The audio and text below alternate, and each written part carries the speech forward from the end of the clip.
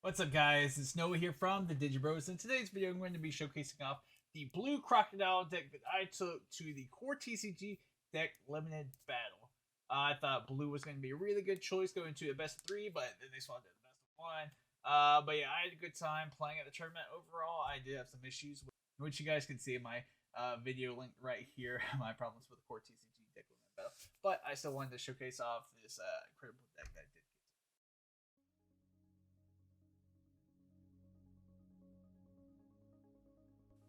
Once again, I did take blue into the deck limited battle. I did think going into the event, Crocodile was exceptionally strong deck.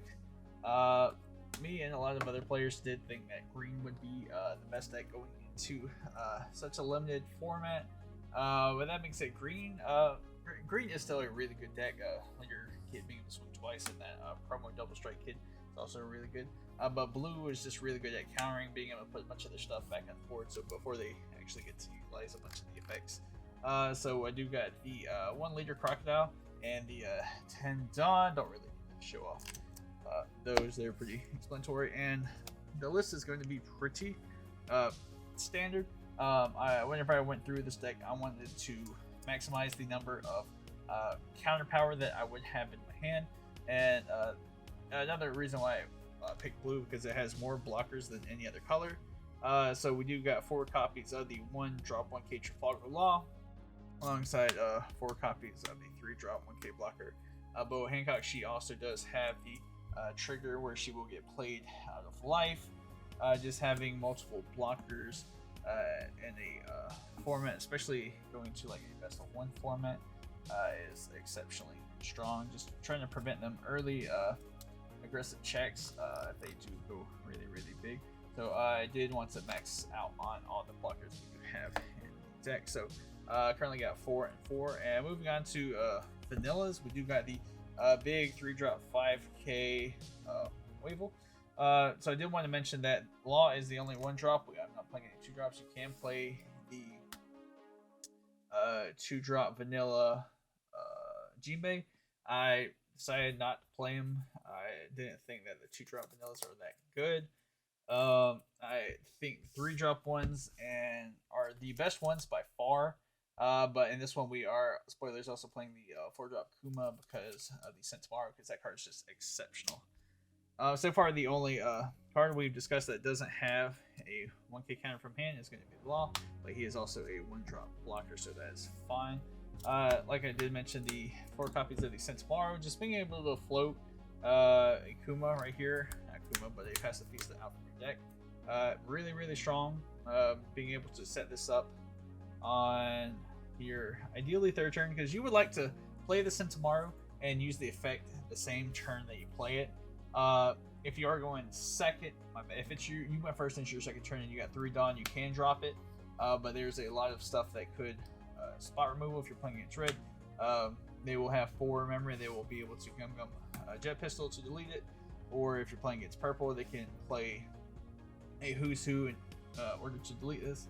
Bunch of stuff like that, and so I didn't like throwing out the Centaur just for it to get deleted before I got to utilize the effect. So a lot of times I would save it in hand until I had enough 6 dawn to pay for the whole effect, the 3 to play from hand, the 1 to equip, and then the 2 to float out a Pacifista for the effect. I do think it's best to do it that way opposed to just throwing it out there, so that way you can't get deleted. And then the Pacifistas here, 4-drop 6K is actually just huge, especially with the Centaur being able to float out from a deck. It's just so free, and it's just really good. Also, advice for players playing blue: whenever you're resolving a Centaur, the first effect, make sure you go through your deck so you can see how many Pacifistas you have in there. Also, take a quick look, see if you have any other triggers. Like, you have the Bo Hancocks that get triggered out of life. Then also your event cards. See how many of those you have in deck, so you can kind of know what's in your life. Like, you don't need to go through and search every single card, but it's just stuff like that, like your Pacifistas, so you know how many times you can utilize this effect. And same with your life trigger cards. Up next, we do got 4 copies of Marshall D. Teach. Exceptional card. Just being able to put your opponent back whenever you're playing against green. they play out the promo kid. Just being able to play this to put it back in hand, really good. Or if they got like small blockers on the field, being able to play this to bounce it. Once again, strong. This card overperformed the event. Really good card. Same with Gecko Moria. Just being able to on play to get back any of your stuff is really good. The only thing that it cannot get back is the Sense of Morrow and the Pacifistas. I believe it can't get. No, I can't get back either one of those. But everything else in the deck, it can get back. Being able to get either your super combos, your 2K counters, or your one-cost blockers, being able to retrieve those back out of the trash is exceptionally strong. So, moving on, we do have our Draco Mihawk. Once again, this is going to be our 2K counter. I've never once in the entire time that I played One Piece and played Blue have played this guy. I've just kept him in hand as the 2K counter. And that's all he is really utilized for, is the fact that he does have that 2K counter. And for our last 4 drop, we do have 4 copies of the promo Crocodile. Once again, I wanted to maximize the number of blockers I could play in the deck alongside maximize the number of counter power. So before I was playing like 2 and 2 of each of these, but the more I played, the more I once again, like I said, I didn't want to be stuck with a bunch of cards in hand that didn't have counter power, and I wanted to maximize the amount of blockers. And 4 cost is like the golden number for the Crocodile leader, so that way you can play out a 4 cost, whether it be option or character, and then you'll be able to don -4 with his effect to put one of them back. So I just really liked him. He did solid as a blocker. He's just really having that counter power in hand, which made him a lot better than this Crocodile, in my opinion. The only time this Crocodile was really good during the event, the tournament, was against Red, whenever they would, start with like an Ami, and then they'd swing, and then you could block and put like an Ami back. That's the only time I feel like this Crocodile's on block effect was good. Him being a 6A blocker is really good, just being able to block something and counter from hand, to be able to keep both a blocker on the field and to prevent your opponent from taking life, or prevent you from taking life from your opponent's attacks.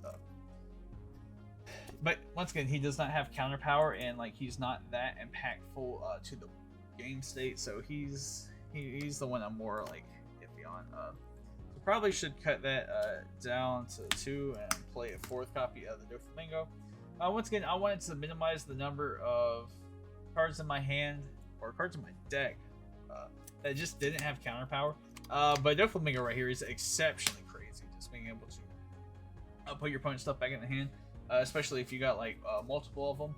For my Digimon players, you remember back in the day whenever we would do the Puppetmon Wars, where if you drop a Puppetmon, stun your opponent's board, following turn, drop another one, just stuff like that. That's exactly what the Doflamingo feels like. If your opponent has like a big one, let's say you're playing against green, they drop the big kid. Being able to drop the Doflamingo, bounce it, the following turn if they do want to commit to it again, and then you're able to play another one to bounce it.